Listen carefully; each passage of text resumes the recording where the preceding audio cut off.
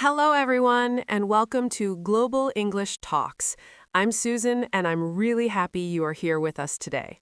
This podcast is not a classroom. It's more like sitting with friends and listening to real English conversations about daily life. And I'm Mark. We always try to keep things calm, simple, and natural. You can listen while you drink coffee, walk outside, or even clean your kitchen. Learning English can fit inside your normal day. Exactly. Here, we talk about real situations people live every day. Work, family, goals, stress, small victories, and sometimes funny mistakes, too. Because real life is the best place to learn real English. Our goal is to help your ears feel comfortable with the language. No pressure, no complicated explanations, just friendly conversation that helps you understand more each time you listen. Today's episode is about something almost everyone shares: work. Maybe you love your job. Maybe you are tired of it. Maybe you are looking for a new one. Whatever your situation is, we promise you will hear useful expressions and ideas you can recognize tomorrow in real conversations. So take a deep breath, relax your shoulders, and join us. Let's talk together, slowly and naturally, about work. Mark, can I start with a small confession today? This morning, I almost came to the studio wearing two different shoes, one black and one dark blue. I only noticed when I looked down at the elevator mirror. Honestly, Susan, that sounds like a strong Monday morning story. I once arrived at work with my shirt inside out. I sat in 2 meetings before someone finally told me. They were very polite about it. Oh no, that is painful kindness. You know when people notice something, but they wait because they don't want to embarrass you? Exactly. My coworker said, "Mark, I think your shirt is creative today." That was the moment I understood something was wrong. I love that. But it also shows something interesting about work life. Sometimes we are not fully awake when the day begins. Our minds are already thinking about emails, deadlines, or meetings before we even leave home. Yes, work can follow us everywhere. I remember one winter morning in Chicago, very early, still dark outside. I was waiting for a bus with hot coffee in my hand. I suddenly opened my phone to check work messages, and then I asked myself, why am I working before sunrise? That question feels very real. Many listeners probably do the same thing. Maybe you wake up and the first thing you see is a message from your boss or a notification from a client. Or maybe you were thinking about work even when nobody asks you to, like planning tomorrow's tasks while you cook dinner. Yes, and sometimes work is exciting. You feel proud.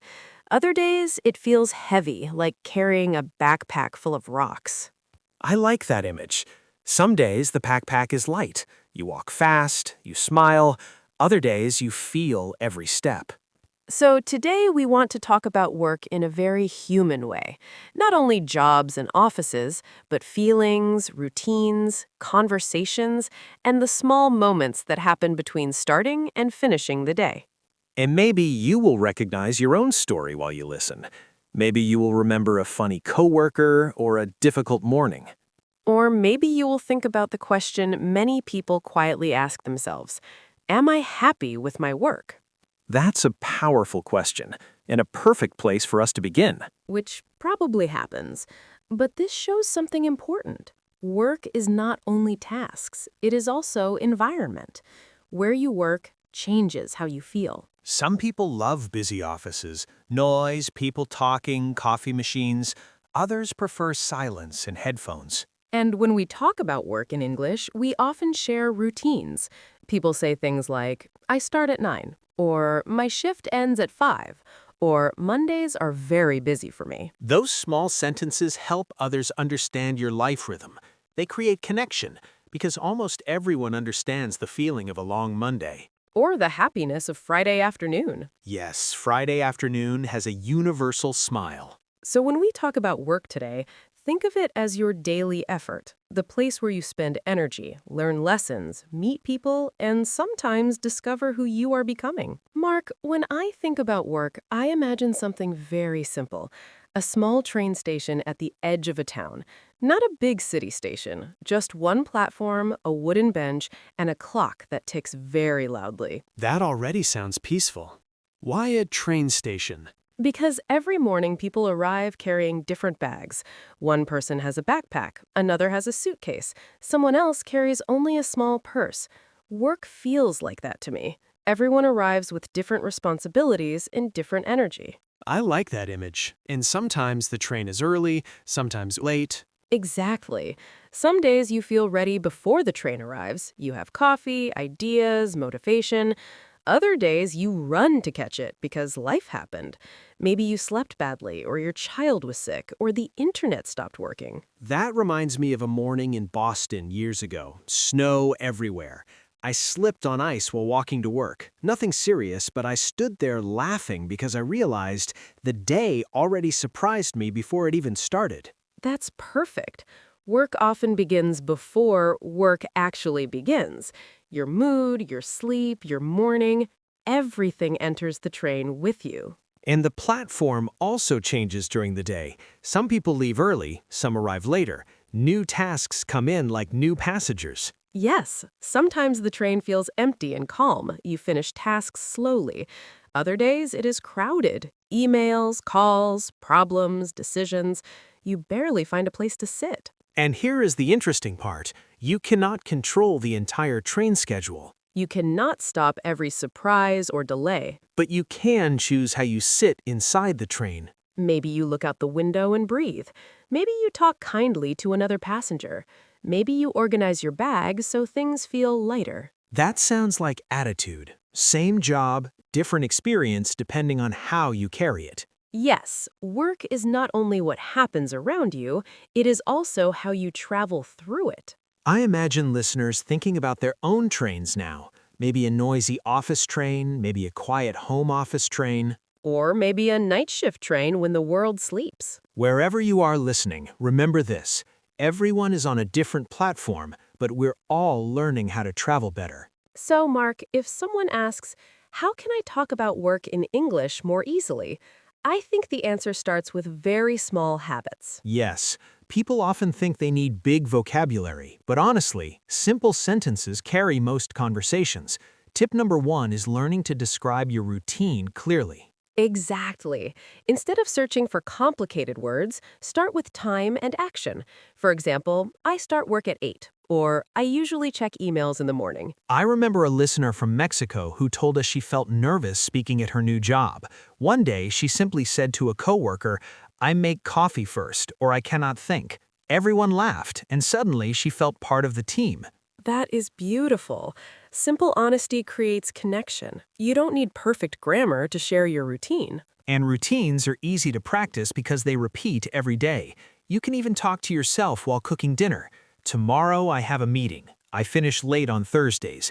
That repetition builds confidence. Tip number 2 is learning how to talk about problems politely, because work is not always easy. Oh yes, problems arrive like unexpected rain. You don't plan them, but suddenly you need an umbrella. Instead of saying, everything is terrible, English speakers often soften the message. For example, it's been a busy week, or I'm dealing with a few challenges. I learned that lesson early. In my first office job, I told my manager, "This project is impossible." He smiled and said, "Maybe we say challenging." Same feeling, very different sound. Words can open doors or close them. Polite language keeps conversations calm. Tip number 3 is asking questions about other people's work. Many learners focus only on speaking about themselves. Yes, but curiosity creates friendship. Questions like, what do you enjoy most about your job? Or is this a busy season for you? Invite stories. I once sat next to a stranger on a train in Madrid. I asked one small question about his work. 40 minutes later, I knew about his bakery, his dog, and his dream to open a cafe near the sea. That sounds like a wonderful conversation. It was, and my English practice happened naturally because I listened as much as I spoke. Tip number 4 is learning how to talk about feelings connected to work, not only tasks. Yes, because work is emotional too. You can say, I feel proud of this project, or I'm a little tired this week. A friend of mine once said during lunch, "Today my brain feels like a slow computer." Everyone understood immediately. That image is perfect, simple, and human. When you share feelings, people see you as a person, not just a job title. And that's often where real communication begins. So, Mark, after talking about routines and communication, I think we need to speak about something many people feel but rarely say out loud: rest. Yes, some people believe resting means being lazy, but that idea can make work feel endless. I remember a small bookstore near my old apartment. Every afternoon around 3 o'clock, the owner closed the door for 20 minutes. Not long, just enough time to drink tea in the back room. Did customers complain? At first, yes. One woman knocked on the glass once, but later people understood. When the store opened again, she smiled more. She spoke slowly. She remembered names. That short rest changed everything. That reminds me of a hiking trip I took years ago. I tried to walk fast because I wanted to reach the top before sunset. After 1 hour, I was exhausted. An older man passed me slowly. Every 10 minutes, he stopped, drank water, and looked at the trees. And who arrived first? He did. I reached the top later with tired legs. He was already sitting there eating a sandwich and watching the clouds. That story says a lot about work life. Many people run all day without stopping. Emails, calls, messages, more tasks. They think speed equals success. But without pauses, the mind becomes noisy, like a radio playing many stations at the same time. Rest helps you hear clearly again.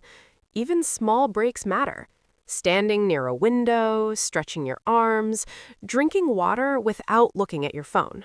And when you talk about work in English, it is also good to express rest. You can say, I'm taking a short break, or I need to recharge today.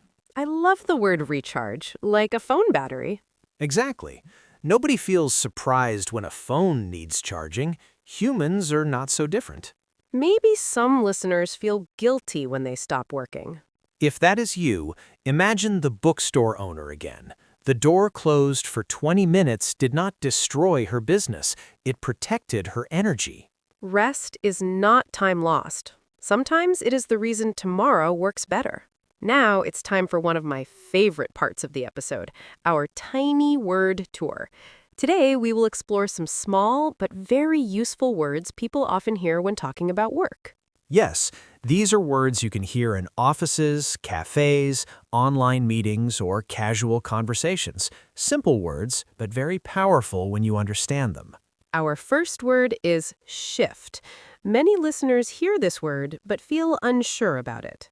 A shift is a period of time when you work. It is common in hospitals, restaurants, factories, or stores. For example, someone can say, I work the night shift, which means they work during the night hours. Another example is, my shift starts at 6 in the morning, so I wake up very early. This word matters because many people do not work 9 to 5. Understanding it helps you describe your schedule clearly. Great. The next word is deadline. I remember feeling nervous the first time I heard it. A deadline is the final time or date when something must be finished. For example, I have a deadline on Friday, so this week is very busy. Or, we missed the deadline because the computer system stopped working. It matters because work conversations often depend on time. When someone mentions a deadline, they are talking about priority and urgency. Our third word today is coworker. A coworker is a person who works at the same place as you, not your boss, not necessarily your friend, just someone who shares the work environment. You might say, my coworker helped me understand the new software, or I had lunch with a coworker after a long meeting. This word is important because relationships at work shape daily communication. The fourth word is task. Very short word, but everywhere. A task is a specific piece of work you need to complete, something clear and usually small compared to a big project. For example, my first task today is answering emails. Another example is, I finished all my tasks before lunch. It matters because organizing work often means breaking big goals into smaller tasks. Number 5 is a word many people learned recently, remote. Remote work means working from home or another location instead of an office.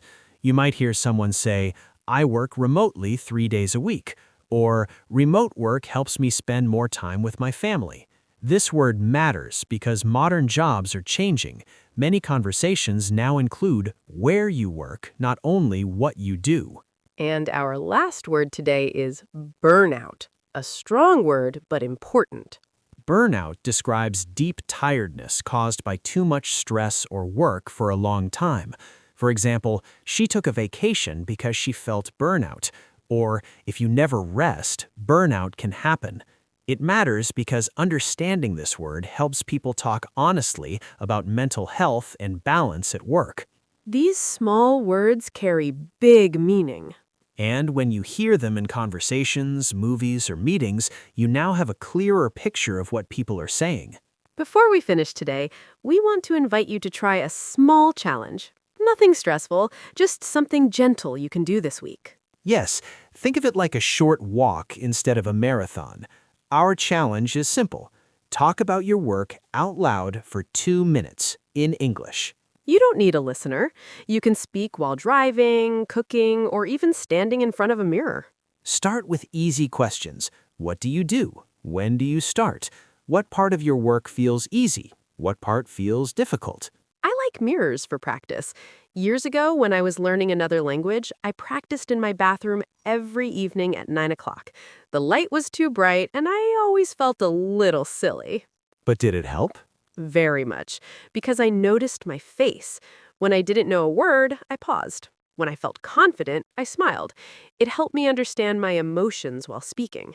That's powerful. I once practiced English during late walks in a quiet neighborhood. Street lights, cold air, nobody around. I described my day like I was talking to a friend walking next to me. That sounds peaceful. It was. And here is the important part. Don't stop when you make mistakes. Mistakes are signs that your brain is trying new paths. If you forget a word, describe it another way. Maybe you don't know presentation. You can say, I speak in front of my team. Communication is not about perfection. It is about movement. After 2 minutes, ask yourself one question. Did I understand myself? Because if you understand your own story, others will understand it too. Small practice, honest words. That is today's challenge. Now, let's turn this challenge into something very practical. Many listeners ask, what can I actually do every day to improve my English when talking about work? Yes, nothing complicated. Think of these as small habits that quietly grow stronger over time, like watering a plant a little each morning. Step 1 is listening with intention. Choose one moment during your day when you already hear English, maybe a podcast, a short video, or even a meeting recording. Instead of only hearing sounds, focus on one sentence about work. For example, if someone says, I have a meeting later, pause and repeat it softly. You can even change it to your life. I have a meeting tomorrow, or I have a call this afternoon. This helps your brain connect language with reality. Step 2 is building a small personal sentence bank. Not a big notebook, just 5 or 6 sentences you use often. I did this years ago when I worked with international clients. I wrote simple phrases on sticky notes near my computer. Things like, let me check that, or I will send it today. After a few weeks, I didn't need the notes anymore. And the sentences felt natural because they belonged to your real work. Exactly. Language grows faster when it solves real problems. Step 3 is speaking one sentence more than you normally would. Many learners stop after answering a question. Yes, someone asks, are you busy? And you say, yes. Conversation finished. Instead, add one more sentence. Yes, I'm busy because we have a deadline. That extra detail opens conversation.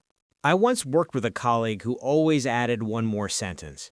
People remembered him because conversations felt warmer. Step 4 is reflection at the end of the day. Just 1 minute. Ask yourself, what did I do today? Then answer in English. I answered emails. I helped a customer. I finished a report. I like doing this while washing dishes. Warm water, quiet moment, simple thoughts. And there is no pressure. Nobody is grading you. You are simply telling your story. These small actions may look simple, but together they build confidence step by step. So, Mark, today we talked about work from many different angles, not only jobs and offices, but feelings, routines, and communication. Yes, we started by remembering that work is part of daily life. It can be busy, calm, exciting, or sometimes tiring. Everyone carries a different backpack into their workday. We also explored how simple sentences help more than complicated vocabulary. Talking about schedules, routines, and small problems already creates real conversations. And I really liked our train station metaphor. People arriving with different bags, different moods, different energy. It reminds us that nobody's work experience looks exactly the same. Then we shared practical tips, describing your routine, speaking politely about challenges, asking questions about other people's work, and expressing feelings honestly.